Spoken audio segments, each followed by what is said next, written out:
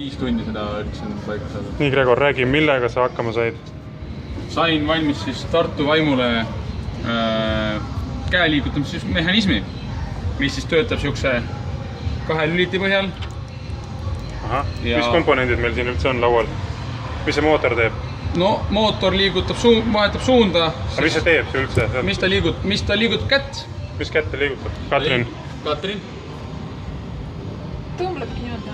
Ei tea, seda natuke parandame. Aga ta liigutab Tartu Vaimu kätt. Et Tartu Vaimu käsi hakkab siis liikuma Golf 4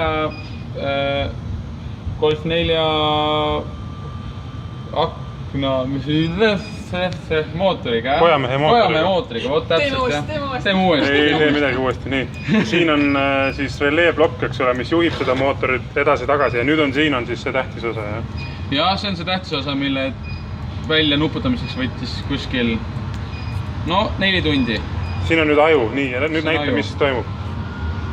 Põhimõtteliselt on asi lihtne siis, et käsi hakkab liikuma 2 poole ja läheb vastu 1 lülitit, ehk siis demonstreerides siin seda, läheb vastu 1 lülitit ja käsi hakkab teisele poole liikuma, siis läheb vastu 2 lülitit ja käsi muudab suunda. Ja tõepoolest nii on, mootor liigub. Hea töö. Jaa, väga lahe. Lõpuks saab koju minna.